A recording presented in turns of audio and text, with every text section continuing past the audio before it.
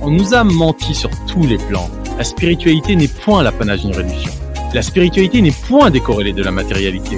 Et la spiritualité surtout n'est surtout pas précarée de qui que ce soit. La spiritualité est en fait notre propriété à tous et il est temps de faire un coup d'état spirituel. Sur ce, mes chers amis, messieurs, dames, merci d'accueillir dans vos cœurs Richard Boutry. Salut Richard. Salut Sam, écoute, c'est vraiment un immense plaisir pour moi d'être avec. Il ne sert à rien d'essayer de contester les lois, d'essayer de décider. Ça ne sert plus à rien. Aujourd'hui, la solution est complètement intérieure. C'est qui suis-je? Revenir à la base. Si on a vraiment affaire à des forces étatiques qui sont tellement puissantes aujourd'hui, avec toute cette mondialisation, cette globalisation derrière, qu'on ne peut pas non plus baisser les bras et vivre complètement retourné sur nous-mêmes et uniquement. C'est au contraire agir sur ce sur quoi nous pouvons agir.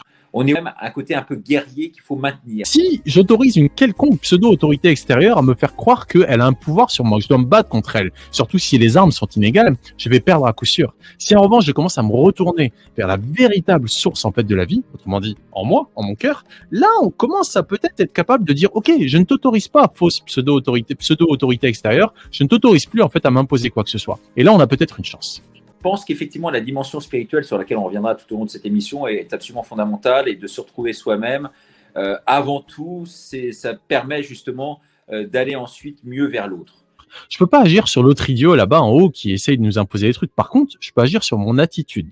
Je peux dire, idiot, je vois bien ton idiotie, je vois bien même ta criminalité et je ne t'autorise pas à pénétrer dans ce temple que je suis. Pourquoi? Parce que je me connais. Je sais qui je suis. Je ne vais pas me confondre avec ceux avec quoi tu voudrais que je m'identifie. On ne peut pas sortir de la matrice totalement et vivre en autarcie, seul dans son coin, en priant Allah ou Jésus. Si on veut être vraiment résistant, il faut résister sur la durée. Si on se retrouve en fait à s'opposer, tu vois, c'est le combat du pot de terre contre le pot de fer. Si on œuvre avec eux sur le même terrain de bataille, à savoir là où ils veulent nous emmener, on est sûr de perdre. Et on en fait l'expérience, Richard, depuis 3 ans. Tout d'abord, le coup d'état spirituel, c'est un terme que j'ai sorti dans une des émissions que j'ai faites à l'occasion de la sortie de mon livre, tu sais, Le journaliste à abattre, un livre qui marche extrêmement bien puisqu'il a été premier en termes des ventes en autobiographie sur Amazon. Maintenant, il est sur The Book Edition. Et effectivement, je parlais dedans de ce coup d'état spirituel qui fera l'objet justement de mon prochain livre. C'est revenir à l'essence du ciel, à l'essentiel. Qui suis-je, bordel de...